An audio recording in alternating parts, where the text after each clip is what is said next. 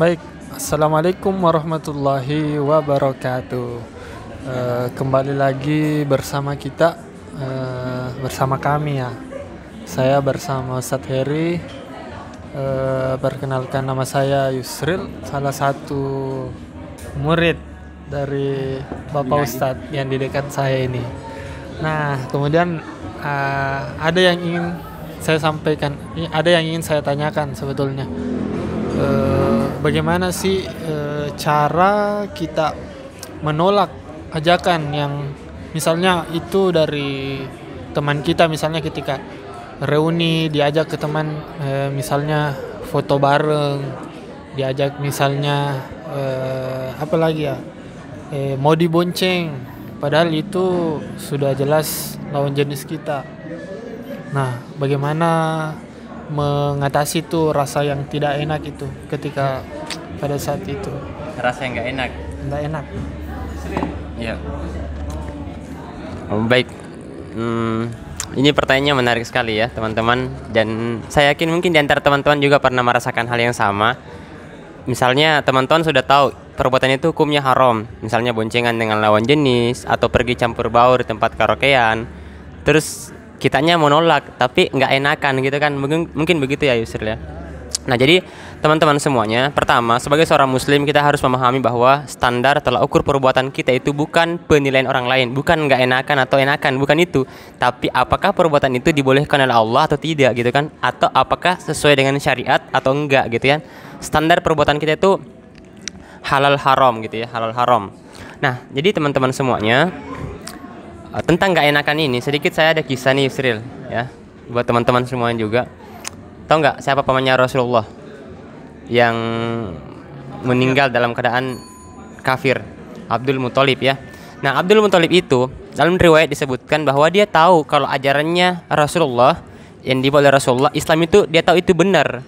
Hanya saja dia nggak mau masuk Islam. Kenapa? Karena nggak enakan. Dia nggak enak. Saya nggak enak ini Muhammad kalau saya ikut Islam. Saya nggak enak kalau saya harus meninggalkan kaum saya ini kan ya, paman-pamanmu yang lain itu. Dia nggak enakan. Nah teman-teman, gara-gara nggak enakannya itu akhirnya Abdul Muthalib itu mati dalam keadaan kafir. Nah, jangan sampai teman-teman hanya karena manusia kita nggak enakan sama manusia lalu kita menjadi pendosa gitu kan ya. Harusnya kita mengutamakan perasaan nggak enakan kita kepada Allah Subhanahu wa taala. Masa iya sih kita harus mendurhakai orang tua kita demi untuk membahagiakan teman kita? Kan nggak mungkin. Apalagi ini kepada Allah Subhanahu wa taala. Masa iya kita rela mendurhakai Allah hanya karena pengen dianggap teman yang solid, teman yang setia kawan? Padahal teman-teman semuanya, setia kawan itu nggak harus membenarkan yang salah gitu kan ya. Setia kawan itu nggak harus mengikuti keburukan yang kemudian itu kita sudah tahu itu buruk. Nggak mesti kita harus membahagiakan teman kita. Ada banyak cara-cara yang lain untuk kita menunjukkan bahwa kita itu setia kawan. Nah, jadi cara kita untuk menolak seperti itu, kita harus pertama kali menunjukkan sikap sejak awal kita berteman sama mereka. Kita sampaikan, misalnya nih kita dalam satu komunitas ya, atau misalnya di kelas kita baru ketemu pertama kali sama teman kita, kita harus menunjukkan sikap bahwa saya itu mohon maaf ya, saya nggak bisa berfoto bareng dengan lawan jenis yang bukan mahram, karena yang saya pahami itu hukumnya haram, karena bukan hajat syar'i yang mengharuskan adanya pertemuan dengan lawan jenis, nggak boleh ikhtilat bercampur baur gitu kan. Sehingga besok-besok ketika dia mengajak kita tinggal ingatkan, bukankah dulu aku pernah sampaikan seperti itu? Akhirnya dia bilang oh iya gitu ya. Nah, kita sampaikan seperti ini. Anggaplah misalnya kita belum sampaikan di awal, kita sampaikan seperti ini. Jadi mohon maaf, bukannya saya nggak mau, saya pengen banget bonceng, saya pengen banget nolong gitu kan ya. Tapi Islam mengajarkan kita bahwa niat yang baik saja nggak cukup, tapi harus juga dilakukan dengan cara yang baik. Membonceng lawan jenis yang bukan mahram, niatnya baik menolong, tapi caranya salah karena berduaan. Nah, kalau bilang kan niatnya baik, oke, kalau niatnya baik boleh nggak saya cowok nih kan ya, saya mengajak perempuan, ngajakin dia baca Quran di kamarnya berduaan, boleh nggak? Ya nggak boleh lah kan, berduaan gitu ya. Nah, jadi ngebonceng perempuan yang bukan mahram, nah meskipun niatnya baik itu kan nggak boleh, sudah berkhalwat gitu. Kata Rasulullah, man kana yu'minu billahi wal yawmil akhir fala yakhluwanna rajulun bi imratin illa wa maha zumahramin minha fa inna salisahuma syaiton.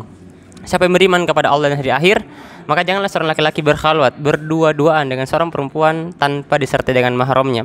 Fa inna salisahuma syaiton, karena yang ketiga di antara keduanya adalah syaiton. Nah, terus misalnya kalau ajakan tempat karaokean, oke gini. Kalau cewek yang ngajak, nah itu kita jelasin gitu ya. Mohon maaf, Islam itu mengajarkan kepada kita ini, jadikan saya sebagai peluang untuk dakwah. Kalau saya seperti itu ya, Yusril, jangan kemudian kita nggak enakan ya di situ. Jadi kita harus pertama kali mengedepankan ketaatan kita kepada Allah Subhanahu wa taala, ketaatan kita kepada Allah Subhanahu wa taala jadikan sebagai momentum dakwah. Teman kita itu mengatakan dia ke kita, kamu nggak solid, kamu nggak setia kawan, itu terserah apapun dia katakan, kita harus maklumi. Kenapa? Bi'annahum qaumun la yaqilun ya.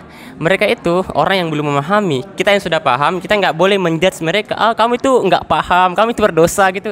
Bukan tentu seperti itu. Kita nggak perlu mengatakan itu maksiat, Anda dosa. Nggak perlu seperti itu juga. Cukup kita tolak dengan cara yang ahsan, dengan cara yang baik. Maaf, yang saya pahami itu nggak boleh. Kenapa? Karena pertemuan antara laki-laki sama perempuan itu hukumnya, hukum asalnya haram, kecuali ada uzur syar'i. Misalnya muamalah, jual beli, utang piutang, kesehatan, pendidikan, muamalah yang secara umum gitu kan.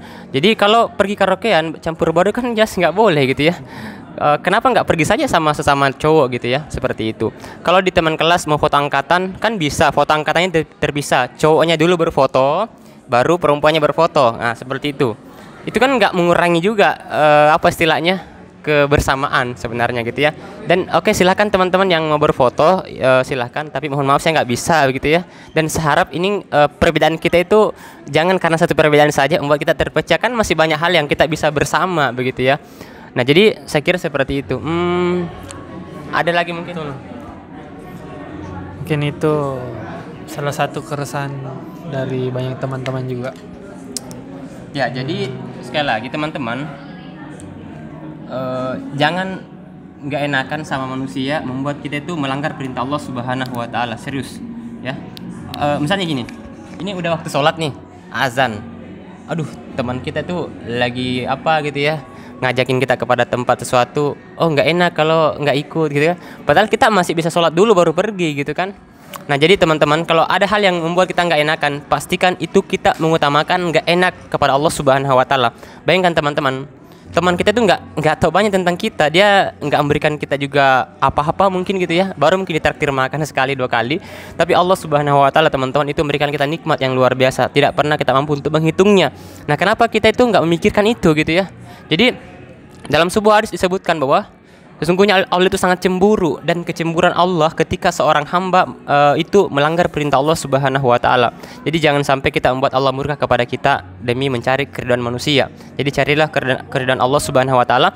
Kalaupun kita harus ditinggalkan oleh teman kita itu hanya karena kita memilih taat, maka yakinlah Allah akan mengganti dia dengan orang yang lebih baik. Jadi insya Allah seperti itu. Dan tolaklah dengan cara yang baik, jangan sampai membuat kita itu juga dimusuhi gitu ya. Kalaupun itu harus, poin penting dari saya teman-teman, nggak apa-apa orang itu membenci kita karena ide pemikiran yang kita punya, karena keteguhan kita dalam menjalankan kebenaran. Tapi jangan sampai orang membenci kita karena akhlak yang kita punya. Ya itu biasa sih, Rasul juga dibully, Rasul juga dihina, sok suci apa, terserahlah orang mau bilang apa teman-teman. Yang pasti kita itu berada pada koridor syariat, kita memilih sesuatu jalan yang memang Allah perintahkan itu, maka kita memilih itu. Jadi yang namanya hinaan, bulian itu teman-teman pasti ada gitu ya. Nggak ada orang di dunia ini yang hidup nggak pernah dihina gitu ya. Gitu mungkin Allah wa'lam bishawab. Betul sekali, berarti intinya lebih baik kita ndak enakan sama lebih baik ndak enakan sama Allah daripada ndak enakan sama manusia. Jadi tolak ukur perbuatan kita seseorang itu teman-teman, kita meninggalkan sesuatu atau melakukan sesuatu itu bukan karena manusia, bukan karena karena ingin membahagiakan manusia, bukan karena itu, tapi memang karena Allah Subhanahu wa taala. Jadi teman-teman, setiap perbuatan itu akan dihisap, akan diminta pertanggungjawaban oleh Allah Subhanahu wa taala. Jadi begitu. Baik, cukup di sini video kita. Karena kameramennya juga ini udah. Nah, karena di sini luar biasa ramai, bisa dilihat video lah. kita lagi di tengah-tengah orang yang sedang apa ya. Luar biasa. Baik, terima kasih sudah menyimak. Lebih dan kurangnya dari kami mohon dimaafkan. Kita akhiri karena sudah habis juga. Assalamualaikum warahmatullahi wabarakatuh.